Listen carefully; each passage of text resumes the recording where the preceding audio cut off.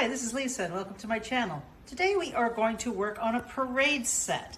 And in the first video we're going to work on the saddle, but I'm not going to complete the front breast collar and back, but it is in the pattern. You can find the pattern linked below, and I really appreciate everybody's support. Now the thing we're doing on this pattern is going to make an easy parade set. I have made this as simple as possible. Now in the pattern, you can make it complicated, you can do all sorts of fancy tooling, but I have made this so that anyone can make it. It is a super simple saddle to make.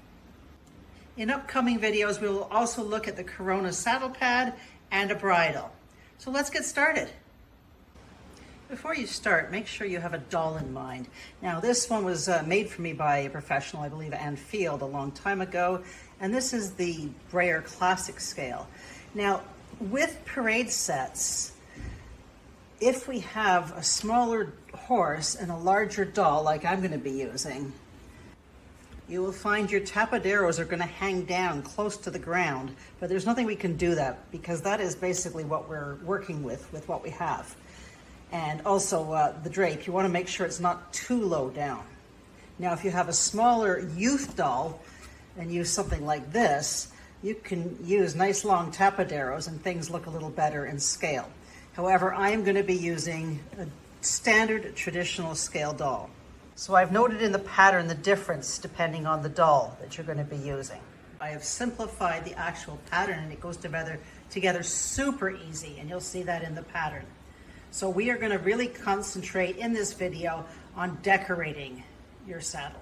First thing you need to do is print out these 3 pages, and what we're going to do is cut them and glue them and tape them together. So I'm just going to cut this one right at the line here and then match it up with that one right there and tape that together. And before you start, the fit issue you'd have to worry about is for breast color. And if you cut that out, you can actually try that on your model. And that should sit something like that. These are going to go right over the neck. So this fits this model plus a Roxy. If you want to change the size, you can expand it, and it shows on the pattern there and there to make it smaller or longer. Now once you have that taped together, this is your actual saddle layout for designing. And you can design anything here except for what you see in gray. Same with here. And let's go through each piece first before we discuss the actual decorations. Also, if you're going to use these little hangy things, then shorten up this drape to here because you don't want the drape hanging much below the tapaderos. If you're just decorating it all the way, you can make it all the way down there. Anywhere a rider would be, so through here where they sit, and that's this section here, plus the seat, this would not have any silver on it, unless maybe it's a little bit here, but you don't want any silver through here. However, where this line is on this side and over here, you can decorate it in silver, and that's all laid out in the pattern, what you can and can't do. However, you can tool this area, and you can also tool the seat if you want. Now for the seat, if you're doing a parade class set, stick to a black seat. You can do tooling on it, or you can use a decorated piece of leather, or in this case, it's actually a fabric. But if you're doing one for a road parade, you're free to do whatever you want with a saddle, and I think I may even make mine red, as all of mine are going to be road parade sets. So once you've determined whether you are going to be tooling the leather or not, and just using plain leather, you can draw your tooling pattern on here and on this little section here. If not, just leave that blank. The rest of it, we are going to decorate. And this is where your creativity comes in. The thing I recommend most, but not only, are nail heads. And I put all the links in the pattern on how to find these. And these are hot fix. They are actually iron on or glue on. And they come in all different shapes. So here I have some diamonds. Goes out there. And you can see they're bright silver. And these things are probably 20 or 30 years old, so they've lasted very well. And you can see here how you can decorate with them. And here I have some triangles that go really well with these. They're very inexpensive, and you can do all sorts of fun things, lining them up, creating different patterns. So there you can do an actual finished edge there. So this is where your creativity comes in to try to come up with a design that you want. So see there's something you can do with those. And I have round ones, I have stop sign ones, there's rectangular ones. And most parade saddles are mainly silver with an extra color, such as gold or a highlight. And in my case, I'm going to be using red. So here are some nail heads in red, and they come in all sorts of colors. Another thing you can use is crystal rhinestones, but just make sure they're flat backed. Now at the craft store, you can find this kind of thing. It's either in the sewing section or more likely in the craft booking section. And that can be broken down into little pieces that you can use for decorating. Just make sure they don't stick out too far this way. Your saddle should not be sticking out. Generally a parade saddle is fairly flat silver when it comes to our scale. So you don't want things sticking out too much. And again, these are flat backed or close to it. They can be glued on. Another thing you might find in the scrapbook section of your craft store, and these are little tiny stars, and these ones are red, white, and blue. And they have a little thing, you'd have to put a little hole in them, but they're still fairly flat backed. You'd put a hole in, or you'd cut it right off and glue it on. And you can find all sorts of fun shapes and things if you go and look through your scrapbooking section of a craft store. In the beading section, you can find things like that. Now these have spikes on the end, but we can still work on those. You can put little holes in and you can spike them into the saddle. And if you get larger ones like this, you can actually use them as highlight pieces on your saddle. So if you wanted roses, that would make a nice highlight piece. So for example, I could have a rose in the middle, and then all around, I could have my nail heads. So it's nice sometimes to work right around a piece like that. Another option I'm going to show you is using letter stamps. And here I have a 1/4 inch and 1/8 inch stamps. And I'm going to show you how to use those. When you're designing with those, what you're going to do, just to make sure you have enough space, is you're going to line them up so they touch. And there's a little dip at the back to see what the bottom is. So if you had 5 letters, you could line 5 of these up so that you could block out the space for the word you want. And another fun option is actually punching holes right in the leather. And here I have hearts, diamonds, and little flowers. And on the back of that, you can put a color so that it shows through. And that looks probably really cool. And I'm not going to be using tooling leather on mine. I am actually going to be using plain black leather. Just a quick aside on leather. If you are not going to be doing any tooling, you can buy this kangaroo leather, and it's just gorgeous. It has a beautiful finish to it. It's easy to work with, and the color is very nice. And here's a black one. Or for parade sets, you can also do them in a dark brown or any other color you want for road parade sets. However, if you are going to be tooling, you will need to use tooling leather. Now, if you can't decide whether you're going to tool this or not, what I would think of is if you are going to show this with a doll sitting on it, then it's going to be covered up. There is no benefit of tooling. If you're going to sell your pieces, then it's nice to have it tooled. If you're going to show it without a doll on it, it's nice to have it tooled. And for these pieces at the back, there's often 3 or 4 of these. They can be the same length, they can be staggered. And what you're going to want to do is cut one out before you start and check it over the back of, hey, sorry about that, Tommy. Check that out over the back of your model and determine what each one is going to look like. And you can adjust them before you get started. So for example, if I wanted this one shorter and that longer, I could actually just draw in here what the lengths of each one I wanted and just decorate there. You can also add a piece going through behind And you can put little decorations here as well, along here and through here. Again, that is all your preference on how you want to do this back area. I'm trying to make this pattern as simple and as decorated as possible for you. Another option for decorating is real metal duct tape. Not duct tape you use like the black stuff. This is real metal.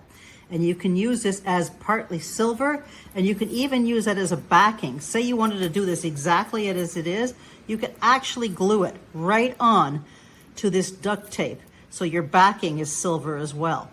Or you can use it for your decorations through here and decorate on top of that. So you could glue a piece of this down and then decorate on top of that so you have no black showing through.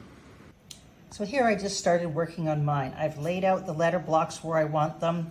I've started doing the areas. Now I just had a bit of a problem with wind here and it's moving the stuff around. But I'm going to keep working on this to I decide exactly what I want to do. And again, this is your creativity, so go for whatever design you want. If you want to make sure when you put your silver on that there's no background showing through and the whole thing is silver, you can use a piece of this foil tape. And what I'm going to do is cut this piece out of foil tape.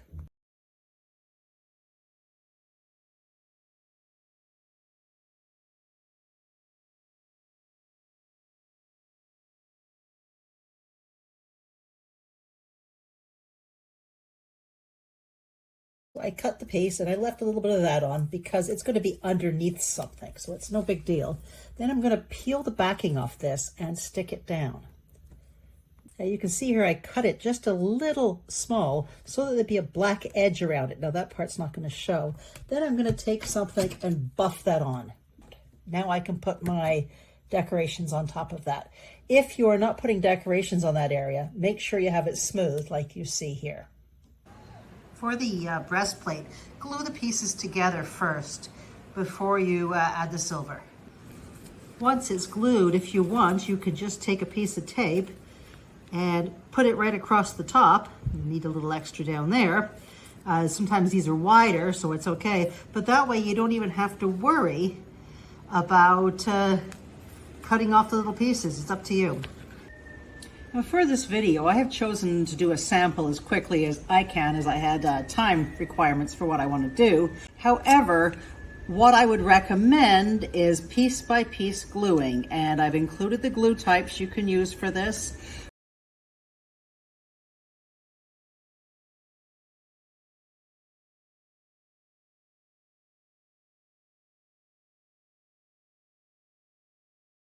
With this kangaroo leather, another fun thing you can do is stamp it, and you can even carve it. There's no need to do any finishes after. This is with the source I've provided.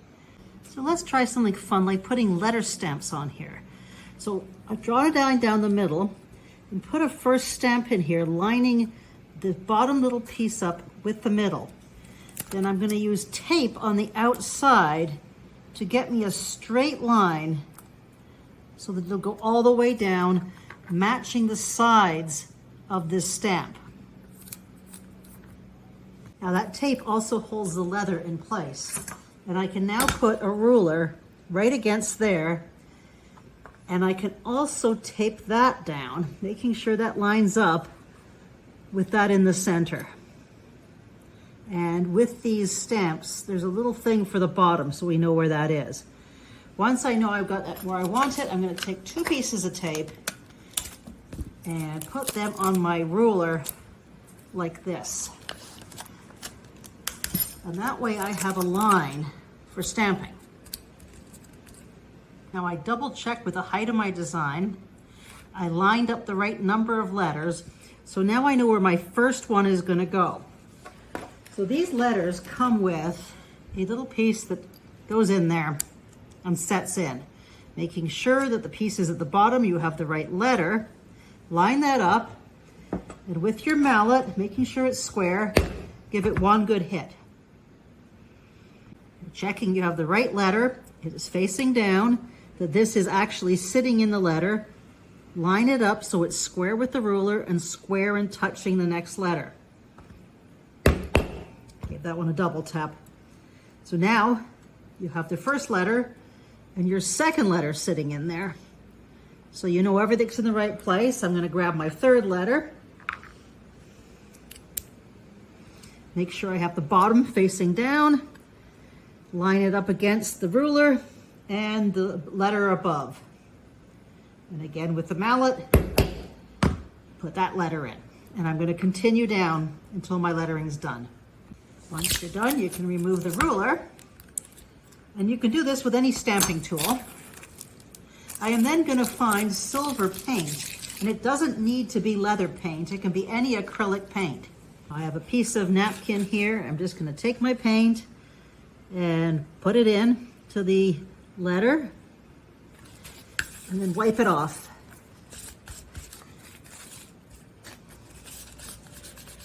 You may need to use some water. You can be a little more careful with that. And if you missed a spot, just go back in there, do the letter. You really shouldn't put quite as much on there as I did.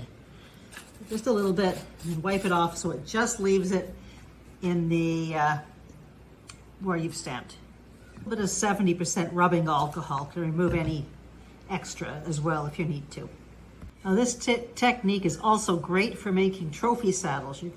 Normally I would recommend using the same on both sides of the drapes, but here I just wanted to show you, this is what the 1/4 inch letters look like, and this is what the 1/8 inch letters look like. They are harder to line up, but you can. I didn't take it too slowly here. Also, some of them go right through, so you may have to put a backing. You see the D right there? If you hit it too hard, it can go through. But they are actually really fun to work with, and they have so many uses in our hobby for saddles.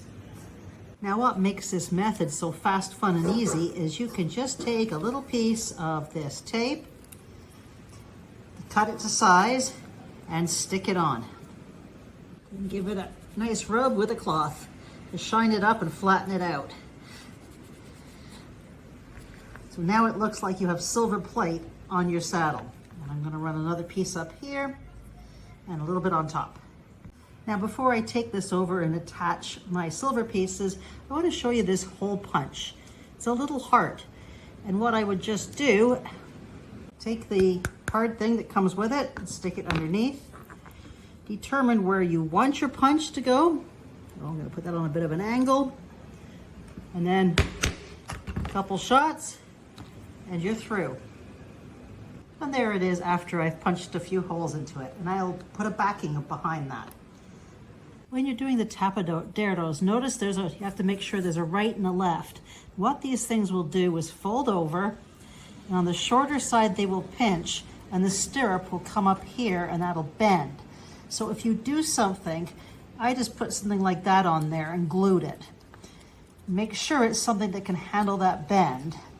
You're going to be putting a pin through here, so don't decorate too much of it. And it's also going to take a bit of a beating. Another thing I did, I put something right through there and attached it to the back. To do that, I just pressed it up against the piece. Once I got it in the position I wanted it, press it down and it'll leave little marks like that. Then take a T-pin and just push in, making holes in those spots.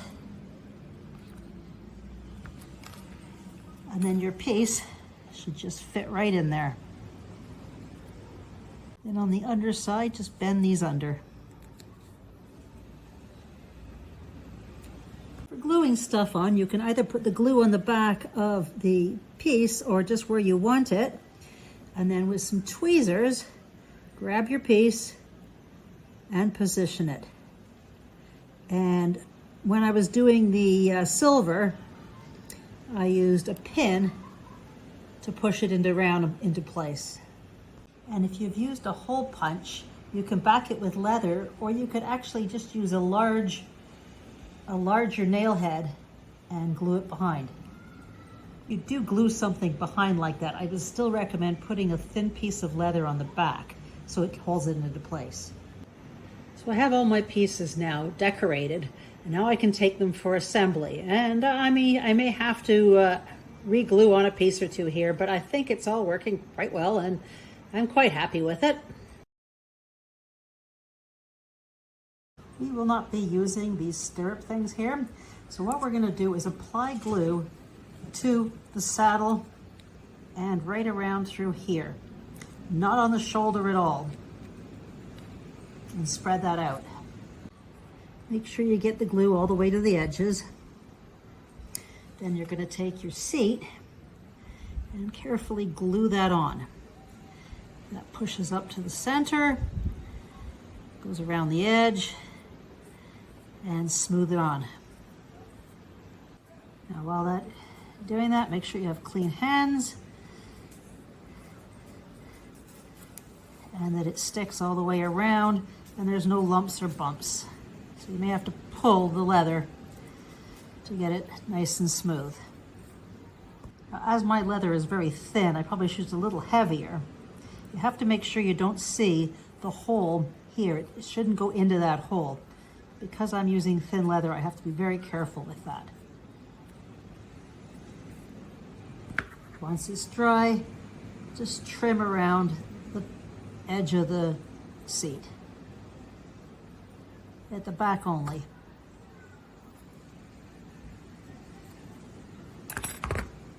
Now apply glue right here. And you want to make sure that this is on top of there. So just a tiny, tiny bit of glue up there at the top as well.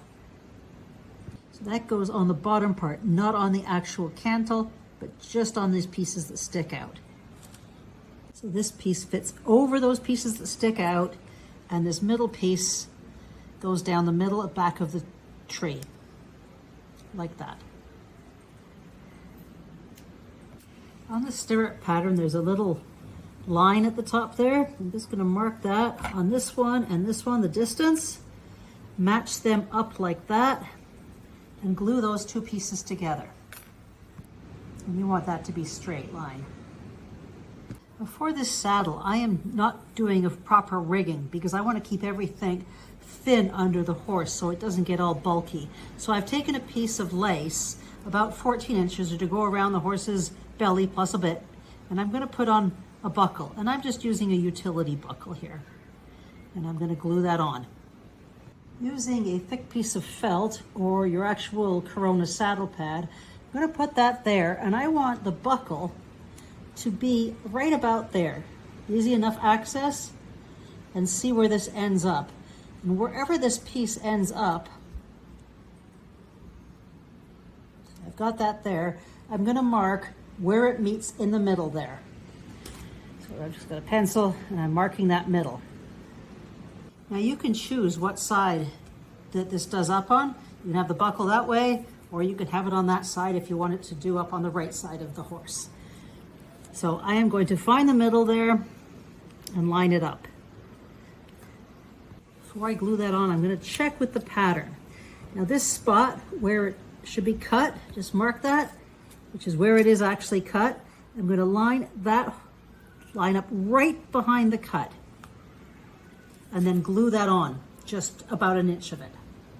Now you can also use a strip of leather. You can use it thicker than this. Just make sure your buckle matches. And for the stirrups, we're going to leave a little bit of a gap still. So if I line this up, I can see where the stirrups should come out on both sides. So you can use your pattern to get it into the right place. Then you can see where that is and glue that on. Again, about an inch. Like that.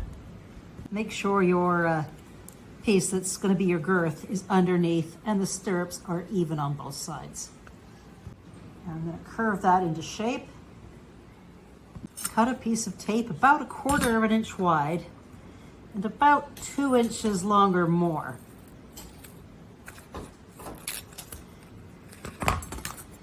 Let's get over.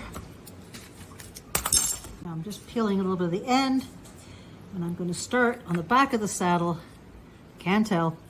As far back as to the side as I can. And I'm going to roll that around the back. Trying to center it. Cut it when I get to the other corner. And I want to just turn that down.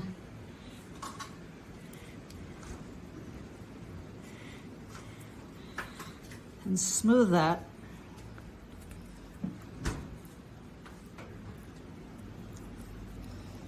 On both sides. You may want to use a cloth or a Q-tip to get that smooth. So if you just work it with your fingernail and a cloth, you can smooth it out and make it as even as possible and as smooth as possible.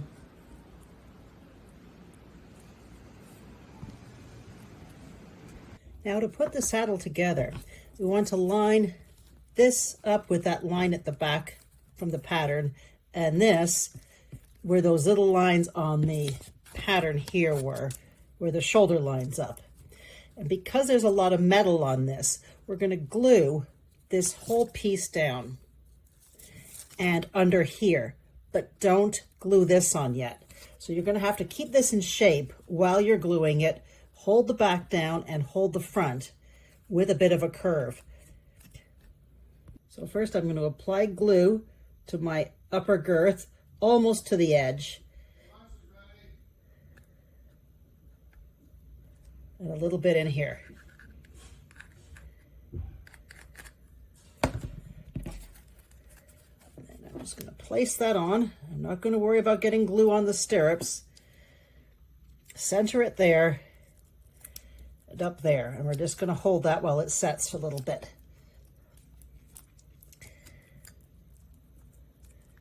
With all this metal, it's not as easy as a regular saddle for this little gluing step.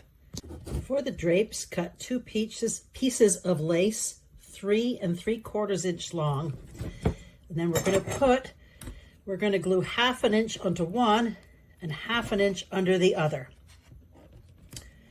And we're going to do that on both sides. So it's going to sit like this. Once you have them glued, the distance between here should be just under 3 inches, so the edge doesn't show on your saddle.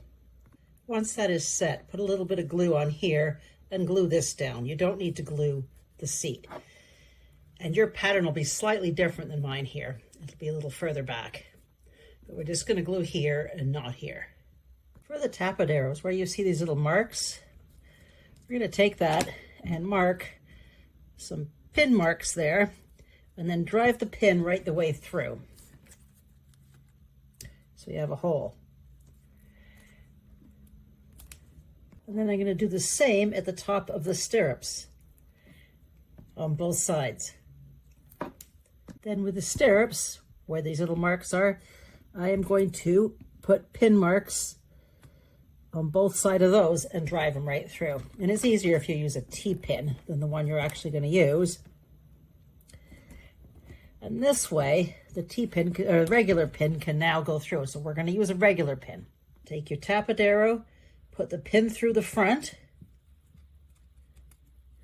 then thread on a stirrup, right side facing, and round the stirrup back up and put it through the other side. Bring the tapadero around and put it through the last hole on the tapadero at the back. There should be about a 1/2 inch gap there, and then we're going to take a pair of little pliers and bend that over about 90 degrees and snip off this little end right here. So that's what we have so far. And then on this side, I'm going to match the bottoms, and then just below here, this is going to bend down a bit, like that. And then just right below, I'm going to apply a little bit of glue right in here and just glue below this part. So the foot is going to go into here, the rider's foot. You're going to leave plenty of room right here for the foot, and we close it at the front with glue. I've applied glue just right there, and then I'm just going to squeeze that shut and hold it. Now that I have that glued, I'm just going to bend that up a bit more. That part should be flat, and this is coming up. And there's our tapadero. Now, with the saddle facing this way, I'm going to bend that, and I'm not going to own the exact length yet until I have a doll. But I put it there with that bent this way and this at the front. This can now scoop in under that pin Pliers can pull that through. And then that will be glued down once you determine exactly how long you want it. And I'm bending that in the saddle shape a little so that it's bent. So that is the end where I'm leaving this video. The pattern will include more information about doing the back section and finishing off the breast collar. And stay tuned, we are also going to be working on a bridle and the Corona pad. Thanks for joining me, and please like and subscribe. And here are some more videos for you.